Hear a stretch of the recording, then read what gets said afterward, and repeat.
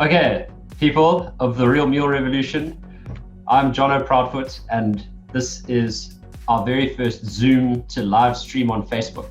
And I have got a very special guest today. We are talking to Brian Berkman. And Brian Berkman has contributed a lot to the Real Meal Revolution, some unintentionally and a lot intentionally. And it started off when Brian entered a weight loss journey. He lost 70 odd kilograms following, I think, a few diets, but then eventually settling on a low carb diet. And he was a regular guest in Prof Noakes's talks in 2013 when the book launched, and we are now in 2019, and Brian has kept his weight off, and he's agreed to come and join us today to talk to us about his journey and share some tricks of the trade. Welcome, Brian. Thanks, Jonno. Thanks. It's great to be here. Awesome. So, look, tell us about, I think let's kick off with what life was like before you lost weight. I think there are a lot of listeners out there who probably feel the same way you did before you lost weight. So share with us a little bit about what life felt like and what you went through before having this epiphany to kind of change your life. Well, it was 2011, and at my heaviest, I was 153 kilograms, which in itself, I mean, it's a ridiculous number, but that wasn't so much the problem. The problem was that I had type 2 diabetes that wasn't well controlled. Basically, the doctor felt that I was at the point where I couldn't have any more oral medication. I was on the maximum dose of oral meds, and he needed to move me on to insulin. But unfortunately, insulin makes people pick up weight, and my weight was already such a massive risk. So I was at a kind of a high point of my weight, but a low point in my life, and thought I have to do something, and resolved to have bariatric surgery. So I'm not sure if you know what that's about. Basically, they reroute the intestine so that you don't absorb the nutrients and you lose weight very significantly. But it's a major surgery, a surgical procedure. And I really thought there was no other solution. You know, I'd been overweight basically all my life, had tried various diets and failed. I'd failed, they'd failed, we'd both failed. So I kind of thought, well, I'm at the point now where I'm going to die or I'm going to lose the weight. And the only thing to do is to have the surgery. Yeah. So that was where I was. I mean, I had quite a high profile media existence because I used to write about restaurants, which was wonderful. I really enjoyed doing that. Yeah. So kind of people knew me and knew that I was big and knew that I had a big appetite. So that was where I was in 2011, and I decided to go ahead and have this surgery, and there were just coincidences that happened that caused delays. And fortunately, I missed that bullet, and I managed to lose weight initially following a low carb, low fat diet, which the dietitian as part of this bariatric program put me on. But then I heard Prof Noakes on the radio saying, basically what I heard him say was ditch the oats and have the bacon and eggs instead, which I did, and it really accelerated my weight loss. And the bigger issue was that I wasn't hungry. So that was kind of where it started. That was 2011, and it took me about 18 months to really shed the bulk of the weight. I mean, that's a fantastic story, and I mean, so there was a point that you reached. Sorry, I just want to go back to that part of the story where there was a point that you reached where your surgery is getting delayed, and it's like, you know, you're kind of in purgatory because you haven't actually, like, you're just waiting. And what was that thing in your mind that said, like, let me give it a crack? So, as you know, I used to write about restaurants, and one of my favorite things to eat was foie gras, which is the fattened goose liver. And when I had an ultrasound of my liver, you know, which the reason that you have to do so many medical tests ahead of having a bariatric surgery is because it's really major surgery. So they're basically rerouting your internal organ. Mm. And because my liver was so enlarged, basically I'd created a foie gras liver in myself by force feeding myself. It's like ridiculous to laugh at it now, but it was a hell of a thing. Yeah. And I actually could see this like block on the ultrasound, and I thought, fuck me, I've actually made myself into foie gras. And then basically I got terrified that I was going to die on the operating table. So that fear just really helped to hone my attention. Yeah. Absolutely. And I think that was what helped me stick to the diet so rigidly, despite the fact that it was extremely, it was a really, really strict, limited calorie diet. Yeah. But I was terrified. So. Yeah, absolutely. And I heard, actually, like, because your stories, it went nationwide, it was in magazines, and obviously we definitely focused a lot on the type of foods you ate. And I know, I want to come back to your restaurant review, history just now, because that's also a phenomenal, change in your life that you had to make. But I wanted to talk about support and, and what other guidance you sought outside of just changing food. Now, I don't know if this is true, but I heard that you also had various support groups or you did some mind work. What was that involved? Yeah, all of the above.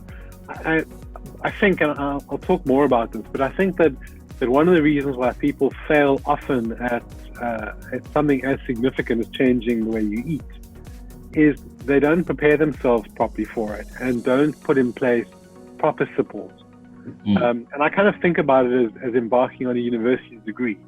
That you know that for the next 3 or 4 years, you're going to be, doing the homework, going to the lectures, not doing all the other things that you usually do, because you're working on this massive thing, which involves homework and spending money and doing all sorts of things.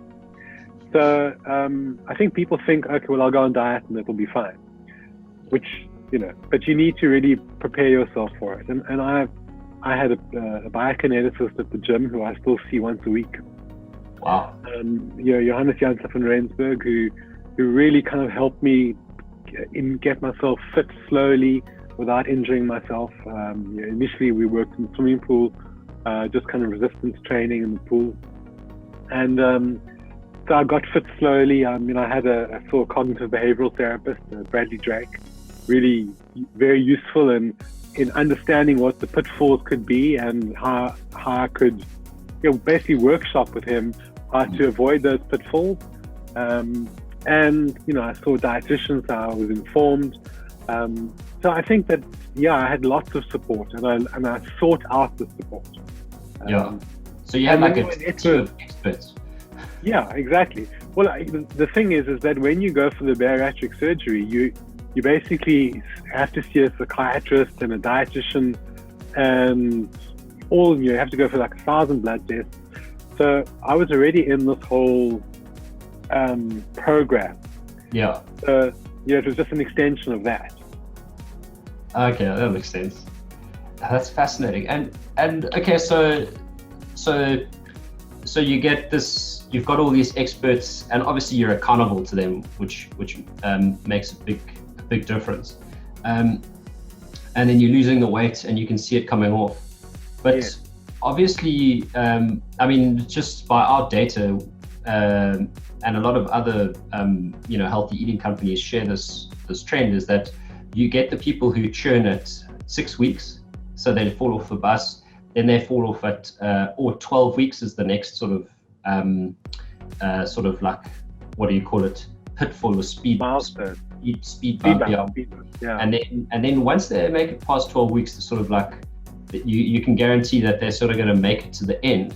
And then usually when they get to the end, it's like when you get to the end of a half marathon, you kind of like you run all the way, and as you cross the finish line, you walk, and then some. Often people bounce back after they reach their sort of desired weight. So like, looking at those three, which you've obviously smashed out the park, like, what was there anything in particular that got you over the 6-12 week marks, and then like kept you going once you got to the end?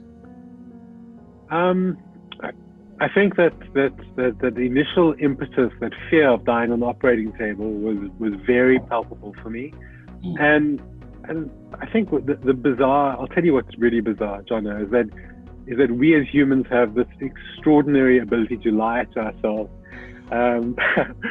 So you're at 153 kilos with like 20 different meds every day, and I'm thinking, oh no, I'm fine. Like, it's fine. Our kind of ability to normalize what is clearly not normal is pretty astounding. Yeah. And I think that seeing that recognizing that I was in fact as ill as I was a big shift for me.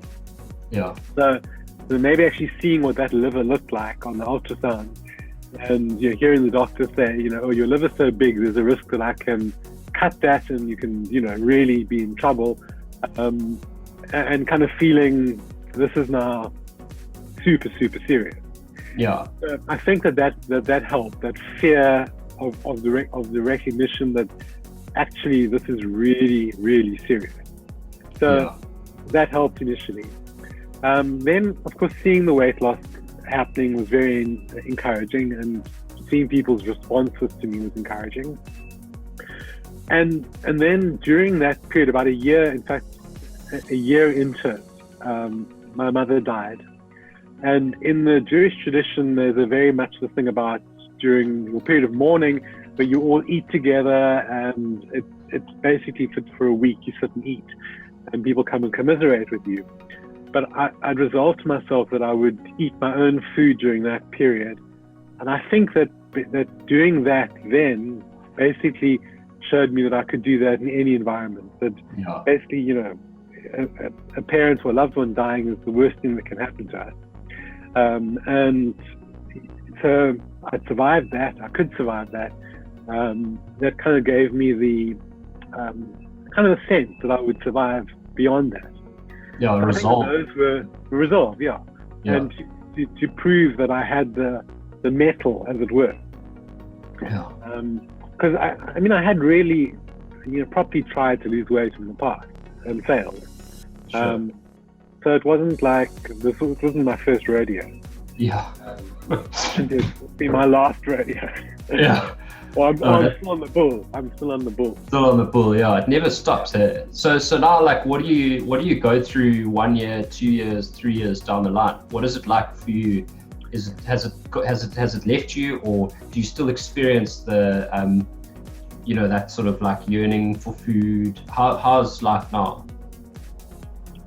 I definitely think that I was addicted to certain foods, sugars and carbs. And I had a physical kind of dependency on them. And because I've weaned myself off that now, I don't have that dependency anymore. So I don't miss carbs or cakes. I still enjoy baking and bake, proper cakes. I don't even taste it. I'm not. It doesn't hold any appeal for me at all. So I haven't ever cheated as far as doing a carby thing. Never once. Never once. But where I do cheat is on things like eating nuts, and my portion sizes now need to be brought under control.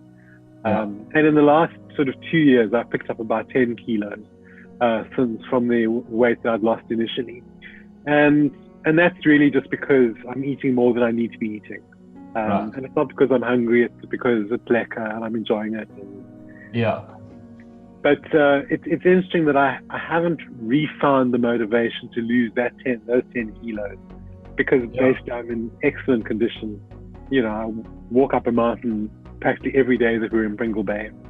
So I feel, I'm not at risk in the way that I was. So that motivation just to kind of have that, to fit into the size 32 again as opposed to a size 36 or 38. But I'm 53 now, and maybe 38's okay. Absolutely.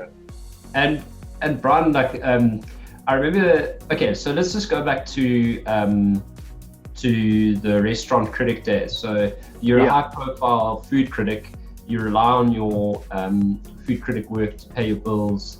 It's the love of your life, essentially, and your love for food has gotten you into being a type 2 diabetic, and it's kind of made you, can I say, depressed and sick? Yeah, I think that's true. True. So then what happens?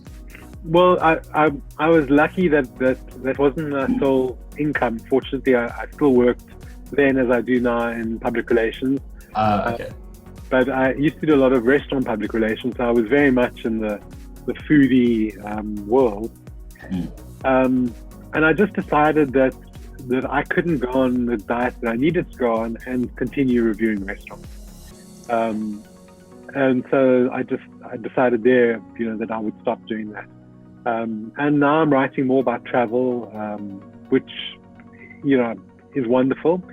And I don't miss eating that kind of food anymore. That I thought, my world really did revolve around the 12-course tasting menu.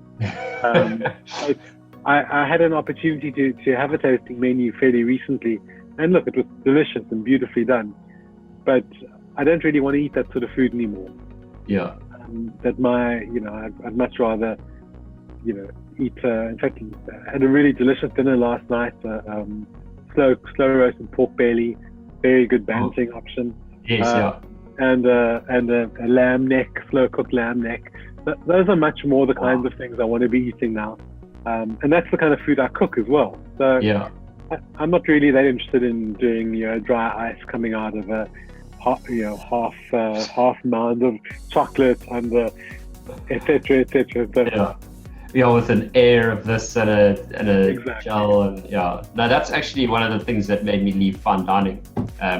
Was just like there were two schools, and the one was going like real wholesome food, and the other was, I remember we had a chef come and join us from another fancy pants restaurant, and I don't know, for those of you watching, a coulis is a type of sauce which is made of like cooked berries cooked in their own juices with sugar, and it's a beautiful tasting thing if you eat sugar. So maybe not the best example to draw in this discussion, but this chef just made coulis by taking like water and adding in alginate, which is like a seaweed extract, and then blitzing berries into it, and there was no like flavor, there was no cooked intense flavor from reducing the juice. It was just like this bland tart like gel that stuck on the plate, and I that was literally the moment where I was like, this isn't can't do this anymore. Yeah, and you mentioned slow cooked pork belly and slow cooked lamb neck. Like that's my gravy. Like sitting over a pot, chatting with mates, seeing that simmer, and that's awesome. I'm glad. So if I can segue into the food that I'm doing at Brian's Bantering pop-up in Pringle Bay. Hit us. Hit you. So that's the kind of food that I cook and I serve.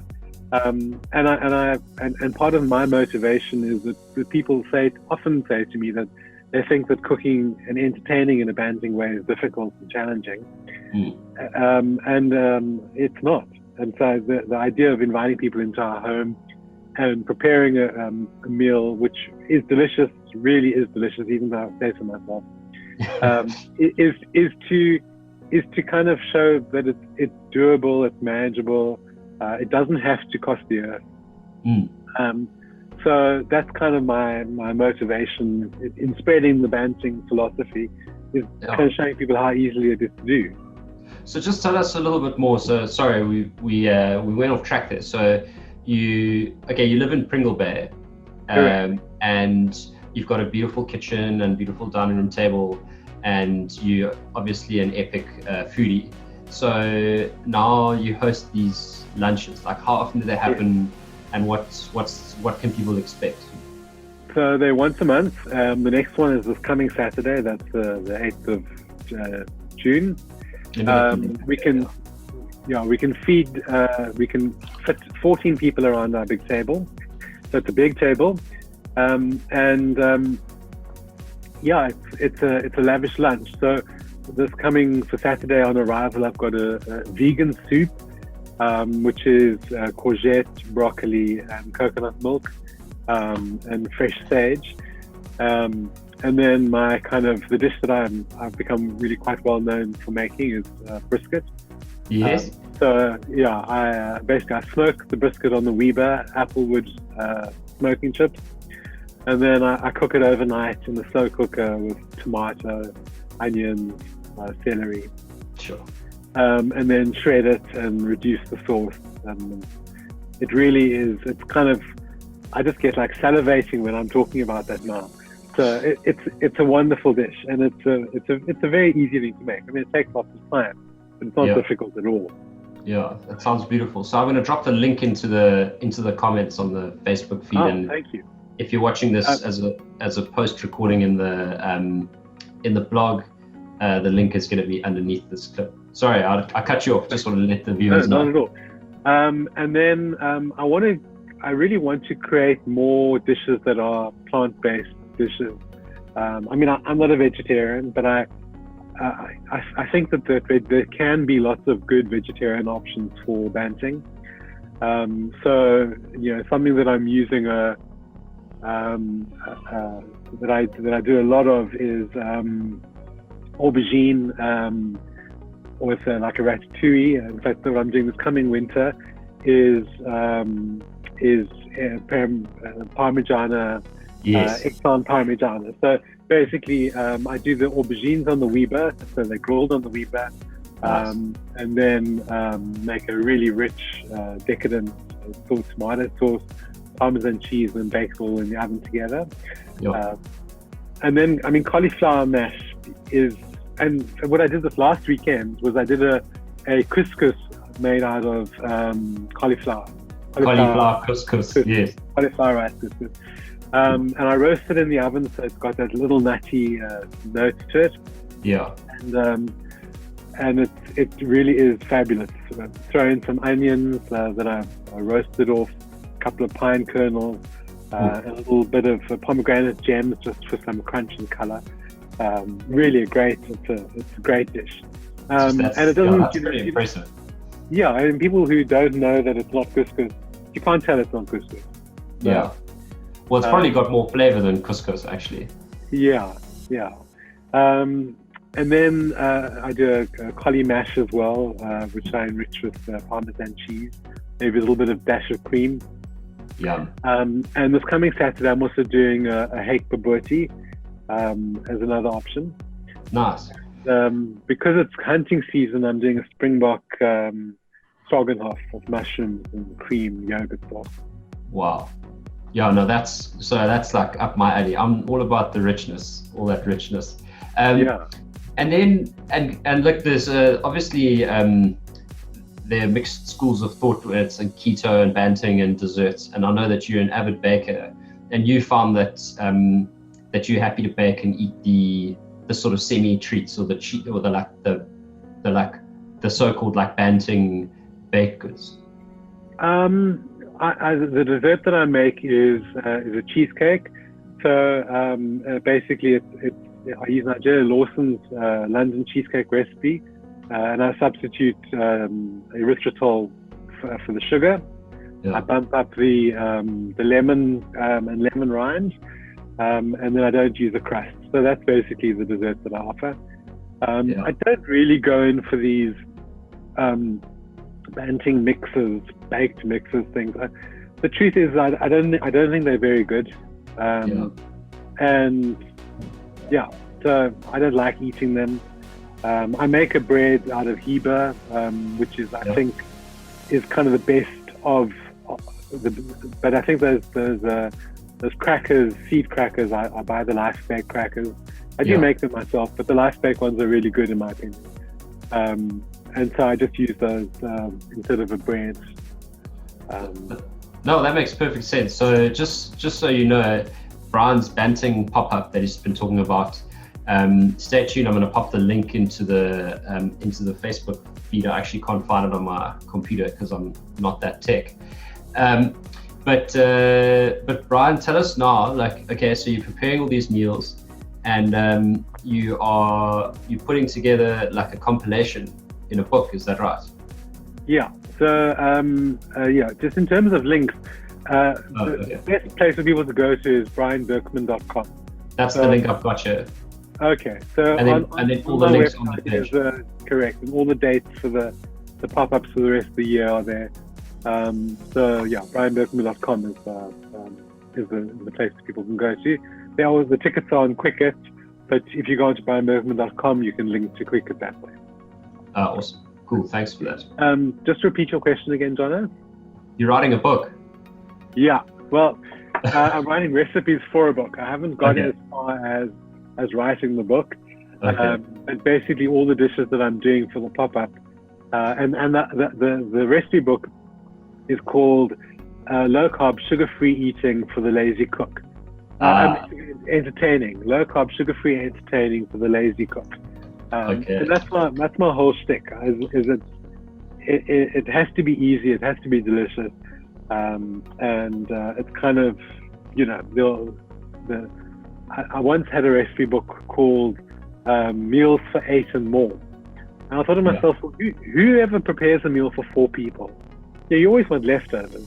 Yes. So kind of I'm using 2 kilos of meat rather than 200 grams of meat. Okay, so like big batch, yeah. Eat off it, yeah. You'll be eating off it for the next little while. Oh, that's great. Yeah.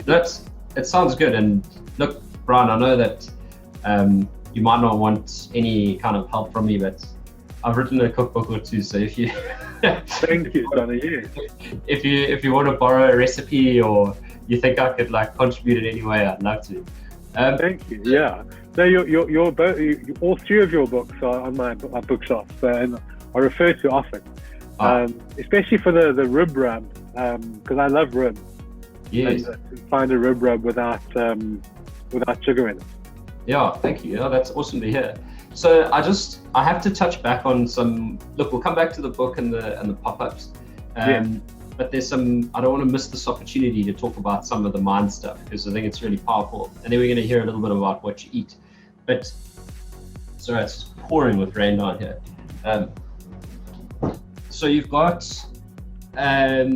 So you lose all this weight, and I remember we were having lunch at the Radisson in Cape Town, and I remember you told me the story that even when you lost like 60 kilograms, you still see a gap between chairs, and turn yourself sideways as though you're still like really, really overweight. Yeah. Are there any other? Yeah, I mean that just blew my mind. So, and that's just I mean, what do you make of that? I think I'm much better at that now. There's this whole thing, I think it's called body dysmorphia or something. There's a term for it. Yeah. Where you don't know how big you are or how small you are. Yeah. So I never really realized how incredibly big I was. And then when I lost the weight, I didn't realize how unbig I was. Yeah. For example, trying on clothing, I'd literally have to try on 4 or 5 different things because holding the item of clothing up, I couldn't judge whether it fit me or not. So I needed to actually put it on. Wow. I'm much better now. It's a few years down the line. I can look at something and say, okay, that will fit me. So I think there is that disconnect where I still think that I'm really big sometimes, but it's not something that I've been aware of recently. Okay. I think that was like 3 years ago. Yeah. Yeah, or more. I think that was more than that actually. Yeah. But it is an issue, and I think that at one point I had actually got too thin. I was down to 79 kilograms, and when I look back at photographs of myself, then I really looked very gaunt and a bit skeletal. Yeah. So I think there's also a risk that that one gets into the frenzy of weight loss, and then you don't know when it's time to stop. Yeah, it becomes your life. Yeah, and an obsession. So it's still probably an obsession with me, but it's not it's a healthy obsession. Yeah, let's talk about that. Yeah, like because it's lifestyle and and it's multifaceted. So when you say like a healthy obsession, like what is your what's your general vibe around your health and your aesthetic? Because you were saying, you alluded to it earlier when you said you kind of chilled, and most people who lose weight like never get chilled about their weight.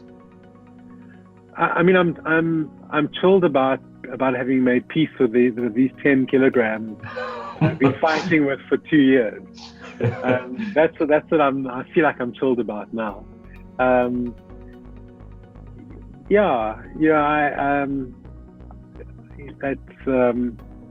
think it is an obsession, and I think I replaced an obsession with eating a lot, with shopping a lot, and buying your wardrobes and wardrobes of clothing, which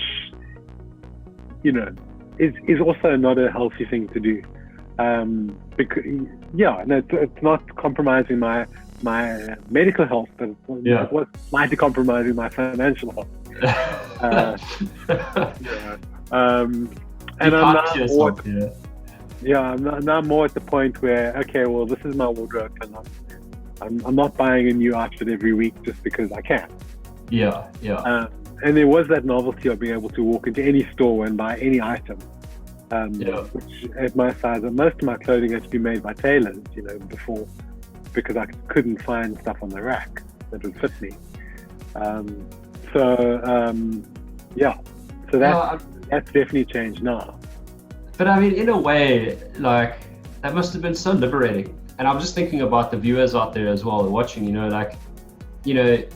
one of the things that I know a lot of our clients deal with is this like looking at, walking in through a shopping center and like walking past shops where they sell clothes for the mainstream customer, and just knowing that they'll never find anything in there, and then they have to go to the plus size shop. So to get to a point where you can just shop your heart out, like in a way, like I'd be like, just go for it, like go crazy, and then I did, and I have the 3 wardrobes to prove it. And I mean, I don't know what your financial situation was, but in a way I'm like, yes, man. You do that. So that, thanks for sharing that. And then obviously, like, the question that everyone wants to know is, during your weight loss journey, obviously you had to restrict some things. Like, what were some of the hardest things for you to cut out? And then, like, in that, what was your average sort of day, or like, tell us about the food you ate and the foods that you had to stop eating. So, basically, any pastry, breads, croissants, all of that is in my past, and I miss the idea of that. I'll tell you what is difficult is sitting at a table where there's a bread basket and there's nothing I can eat in the bread basket, and actually saying, well, okay, I'm not going to eat something while everybody else is. But that's fine. I've kind of made peace with that this is a diet that I follow. And it's always been a very good segue to talk to people about the Bantering lifestyle, because people always ask, well, why aren't I doing this, or why don't I drink alcohol? Now, alcohol is a good case in point. I decided that rather than limit my alcohol use, I would just not drink it at all. I don't miss that, and I'm really amazed at the number of sugar-free, alcohol-free drinks that you can get now. It's impressive. I don't have them every day, but they're refreshing and delicious. So if I do want something at a bar, order a Duchess, or you actually get an alcohol-free gin now as well.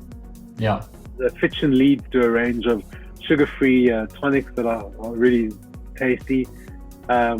So I kind of that's what I'll have now instead of the gin in my tonic water. Yes. So that was a big change. I still have no alcohol. Absolutely no refined sugar or even sweeteners. I'll bake with erythritol, but I won't add a sweetener to coffee or tea or anything like that. Honey? No. and not because it's not. I don't have the end for it, the yearn for it, the desire. There's no desire there anymore. That's good. Yeah. So in that respect, the way I eat now is very different from the way I used to eat before. And pizza, lovely crisp bread, I'd love that, but I just can't and don't. So those are things that I've made peace with not having and not having again either. Yeah. So that's a very, like, for some people watching now, like, they can be sitting there going, well, every Sunday we have croissants. I can never eat can never quit pizza. So obviously there's a trade-off, right? And like that's all the like stuff that you're not doing. But when you say no to all of that stuff, like, tell us what you're saying yes to.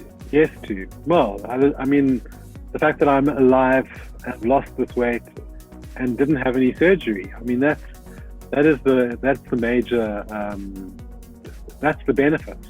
Yeah. That's the payoff for everything. And I discovered something about myself that I didn't think I was interested in, which I find, and I'm really very passionate about: walking on the mountain, being out in nature, hiking, kayaking, although we don't do that so often anymore. But those are things I never even dreamed of doing, or even thought I would like to do. Yeah. Now, climbing a mountain is something I get incredible value from doing. And I find that my sense of well-being is based on being able to do that and spending that time in nature.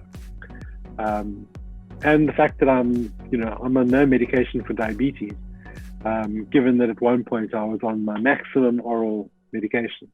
So those are all the payoffs. Yeah, and I just want to stop the bus there for a second and just say, like, everyone's talking about diabetes reversal and keto, and the guys in Silicon Valley are doing it with Berkman Health.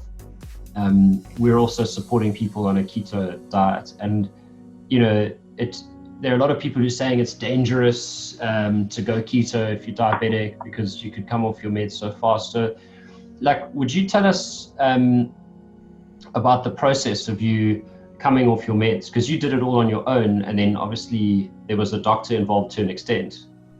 I mean, you did the eating on your own, but obviously the doctor took you off the drugs. Yeah. I mean, I'm not one of these people who says that conventional medicine and doctors are not valuable. I see a doctor at the drop of a hat. Yeah. I definitely didn't do this on my own, and I think it's extremely dangerous to change your meds without doing the right blood test and seeing a doctor. So yeah, no, absolutely. Everything that I've done has been under a doctor's care. Well, that's great. And then talk to us about the time. So you got all these dosages, and you're on the maximum dose. You start going Bantering, and then, like, how long after you started did you start reducing your meds? Like, what were the intervals and that kind of thing? I can't really remember, Jonno. I know that when I'd lost about 10% of my weight, that already was significant in terms of the medication I was taking. And I remember that figure because doctors talk about that. Yes, they say 10%, yeah. You can really improve your health significantly by losing 10% of your weight. Yeah. And it stands to reason that there's just so much less pressure on all of your organs. Absolutely. So I can't tell you exactly how long the whole thing took, and when the doctor felt that I no longer needed medication. I still do blood tests every 3 months or so, and so I'm monitored very closely. Okay. So I'm not just leaving it to the ether. No, that's great. I think I just wanted to illustrate the point that, like, you reversed your own diabetes, which, as we know, was a previously, like, incurable disease. And even though you reversed it, there was still a doctor, like, giving you the nod. Like, sure. Sure. interestingly, no doctor ever said to me that the risk of eating a high-fat diet was greater than the risk of being obese. So that conversation never came up.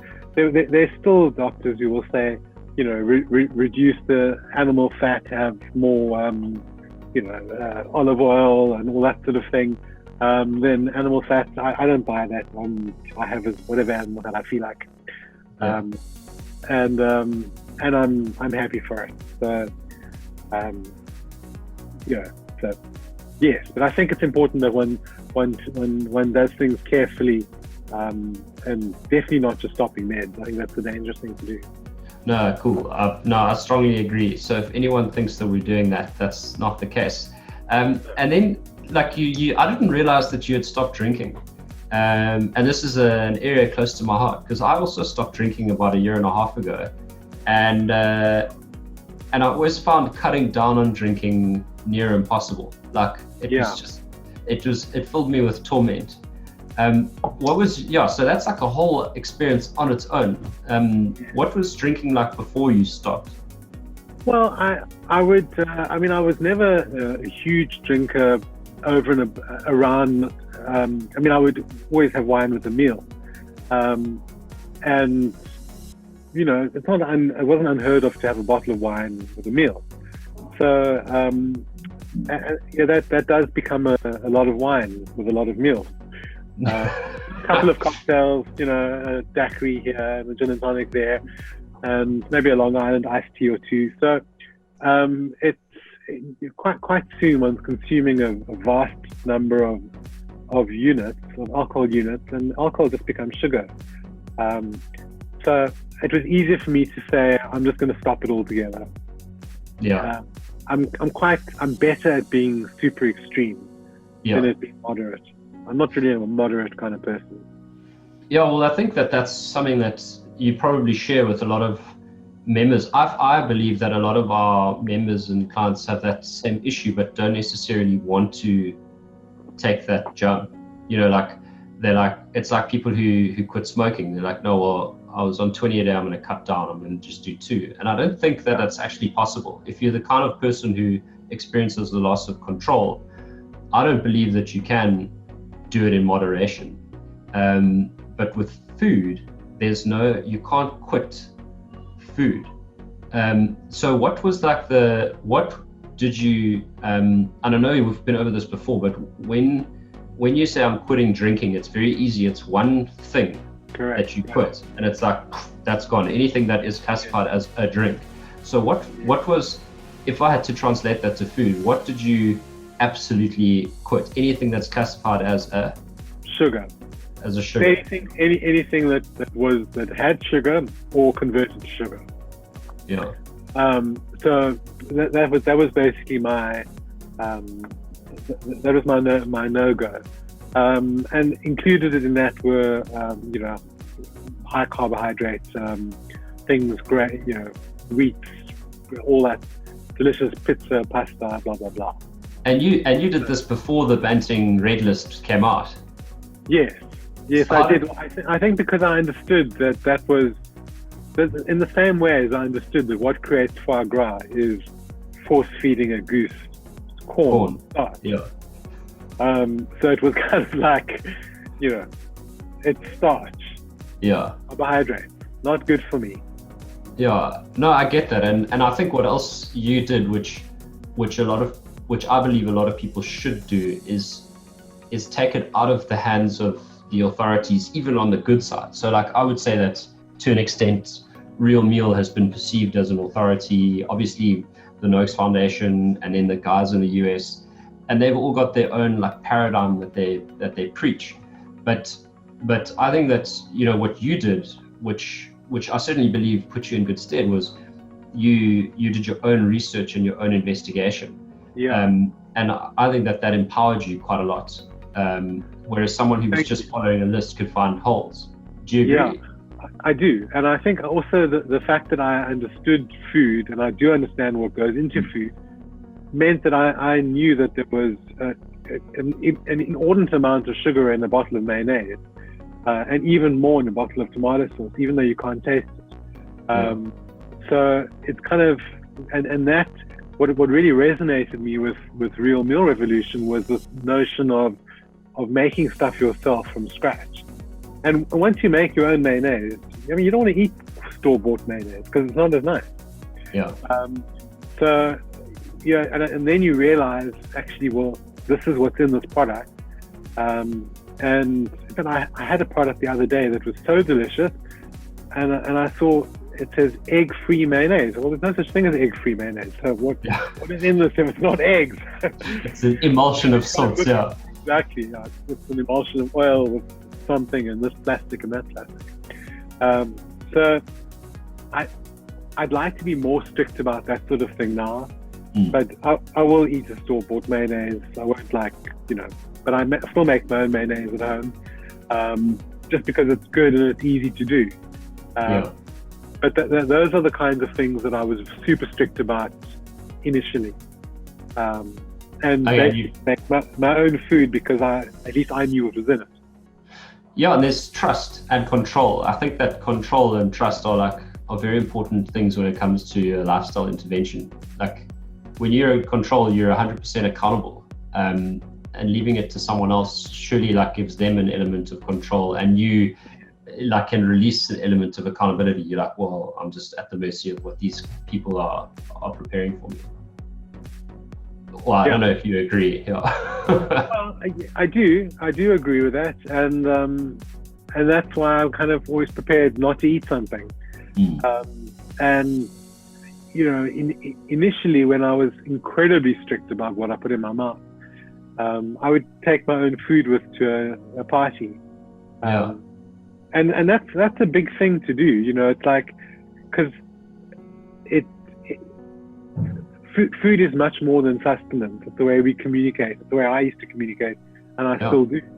And it's a bit of a kick in the teeth to somebody to bring your own food to their party, unless you take the time to let them know beforehand and bring enough for everyone to share. Or and so that's what I do now. So that's kind of the way I get around it, because I can't trust somebody that I don't know really, really well, to have my best interest in heart, to have their own interests in heart. Fair enough. Yeah, I mean, I just want to bring it back there, for you to lose this weight, you have restructured your hobbies, you've restructured the way you socialize, you've changed the way you communicate, which is what you said, we communicate through food. I mean, it's not just, I'm gonna change what I eat and lose weight. It's like you've remodeled every single part of your life to achieve the results you've achieved. I mean, is there anything that we've missed? Are there areas of your life you haven't told us about that you have changed? Yeah, I mean, one friend quipped that I'd lost my sense of humor when I lost my weight, and I very quickly said, "Well, you're just not funny." But but I think that there were casualties. There were some relationships that haven't survived. Fortunately, my relationship with my husband JP is still intact, which is pretty extraordinary given that I was 153 kilos when he met me, and now I'm not. But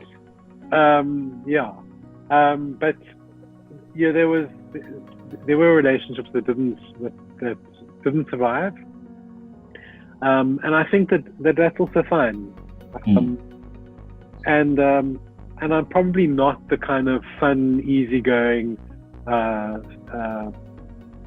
spirit of the party guy that I was once. And in a way, maybe that was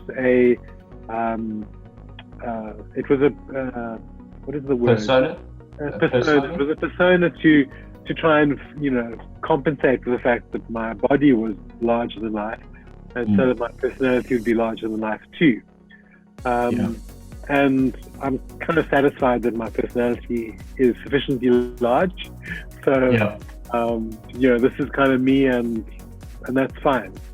I don't feel like I have to make that extra effort to be fabulous and full of fun all the time, which is pretty hard. I mean, yeah, no, it's exactly like, and that's something. So we have we talk about the jolly fat person persona, and it seems as though that's like a common trend is when like you're the overweight one in your circle, you'll be the one who jokes about your weight and drinks too much and is always having a laugh, and actually you're the one who's most serious and like hurting inside and feeling uncomfortable.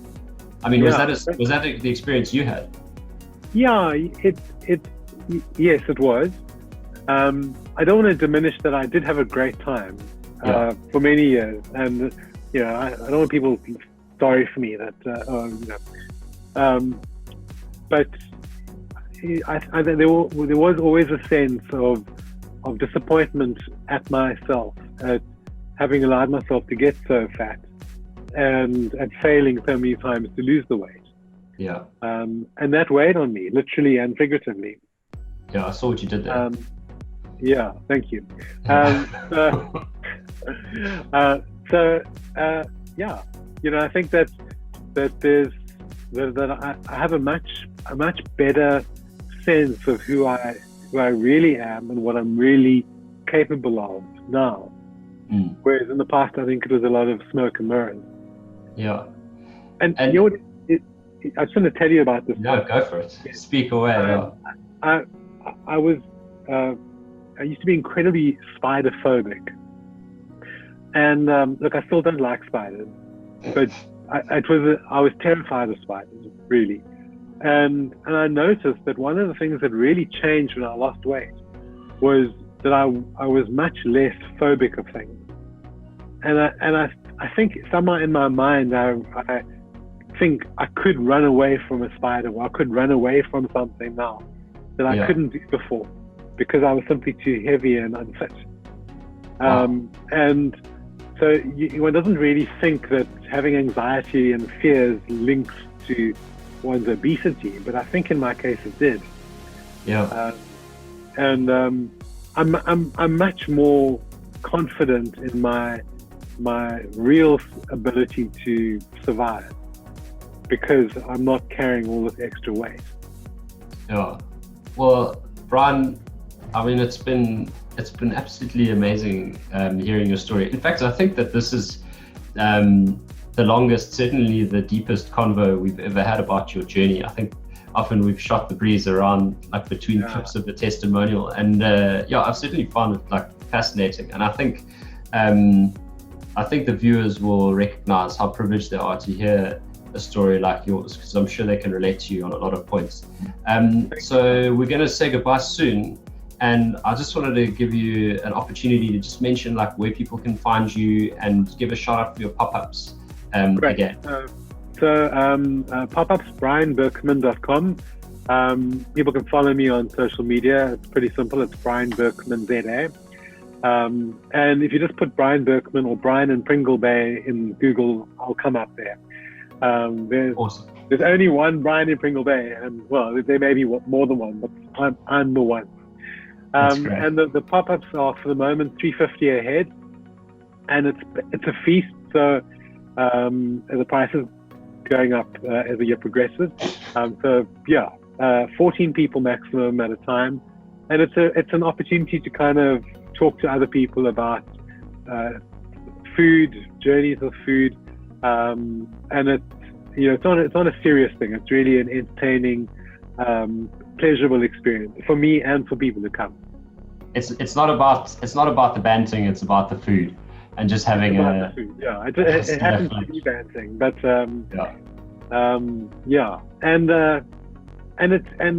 it is remarkable for me, Jonno, that this is I don't feel like I'm on a diet anymore. Yeah. I don't feel like I've got to restrict I do restrict myself, but it doesn't feel like it's hard work.